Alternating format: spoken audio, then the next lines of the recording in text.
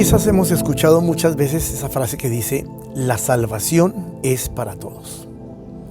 Esa frase es muy real. No es que haya una predestinación donde tú eres salvo o tú eres perdido. La salvación es para todos y está en nosotros el aceptar o rechazar.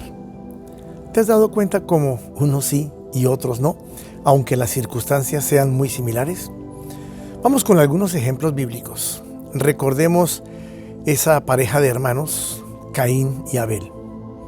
¿Quiénes fueron sus instructores? Adán y Eva acaban de tener un terrible enfrentamiento con el pecado.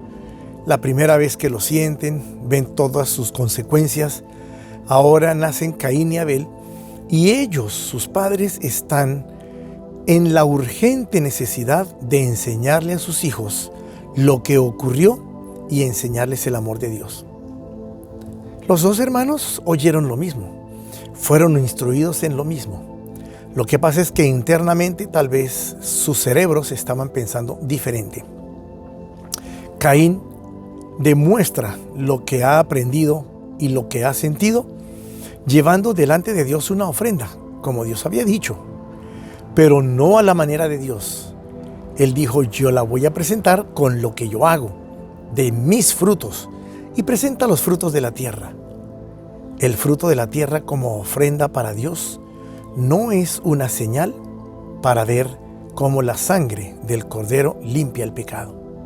Abel sí lo hace.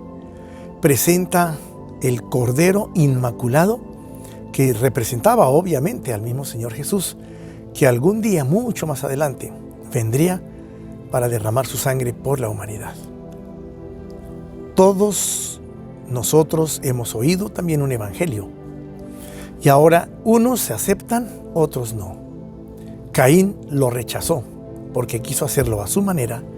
Abel lo aceptó, y aunque fue asesinado por su hermano, Abel está en el reino de los cielos cuando regrese Jesús.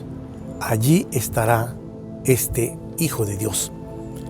Una pareja igualmente instruida de la misma manera son Jacob y Esaú.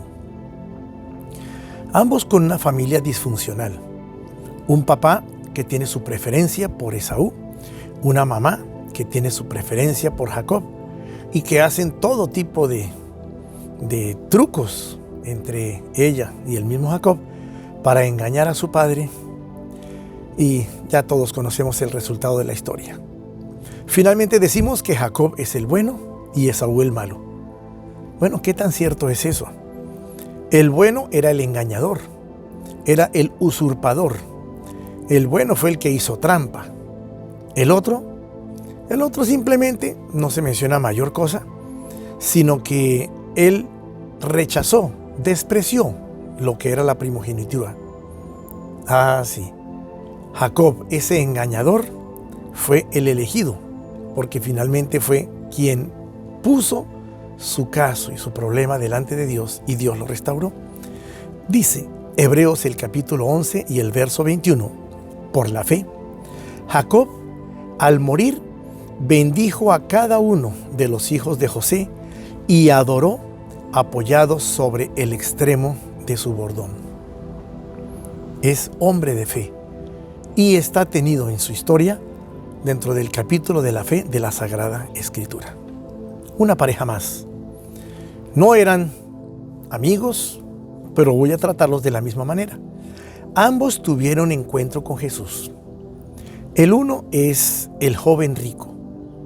Dice después de una historia que Jesús bendijo a los niños, etc., que llegó uno, ese es el joven rico, y le pide al Señor que le muestre qué debe hacer para heredar el reino de los cielos. Era rico, tenía dinero. Ahora también quería el reino de los cielos. Eso era lo que había en su corazón. Entonces, por esa razón, Jesús le da las palabras especiales. Anda, vete todo lo que tienes y dale a los pobres. Y entonces dice el versículo en Mateo 19:22, oyendo el joven esta palabra, se fue triste porque tenía muchas posesiones. Su corazón no estaba en la salvación, realmente estaba en un lugar donde tuviera más posesiones. Y así no funciona. En cambio, Zaqueo oye que Jesús va a ir a su lugar.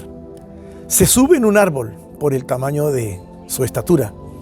Y cuando Jesús le ve, le dice: Zaqueo, desciende del árbol, porque hoy es necesario que yo me hospede en tu casa. ¡Qué bendición! Zaqueo baja con toda la felicidad. Zaqueo lleva a Jesús a su hogar. Y dice allí el texto de Lucas 19:6, descendió a prisa y le recibió gozoso. Uno rechaza, el otro acepta. Jesús le dijo entonces: hoy ha venido la salvación a esta casa, por cuanto él también es hijo de Abraham. Jesús había sido criticado, pero Jesús explicó por qué la salvación había llegado a esa casa. Y no solo para él, sino para los que estaban allí y también para nosotros. La última de nuestras historias es el de aquellos malhechores que estaban crucificados al lado y lado de Jesús.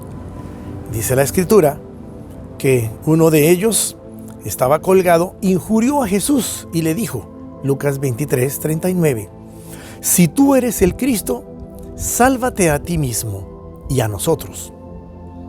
Pero el otro, que estaba escuchando las palabras, tocado seguramente por el Espíritu Santo, responde diciendo, verso 40, ¿ni aún temes tú a Dios estando en la misma condenación? Mira cómo este hombre ha entendido quién es Jesús. Nosotros, a la verdad, justamente padecemos, porque recibimos lo que merecieron nuestros hechos, mas este ningún mal hizo. Y en el versículo 42, su frase especial, le dijo a Jesús, acuérdate de mí cuando vengas en tu reino. En las mismas circunstancias, bajo el mismo tipo de vida, dos personas pueden escuchar el Evangelio. Una puede rechazar, una puede no interesarle. Espero que no sea jamás el caso de ninguno de los que me está escuchando.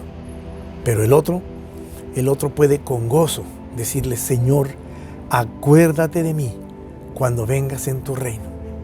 Y entonces el Señor nos va a responder, de cierto te digo hoy, estarás conmigo en el paraíso.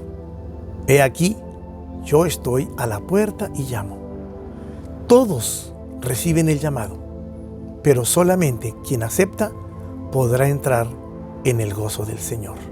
Unos sí y otros no.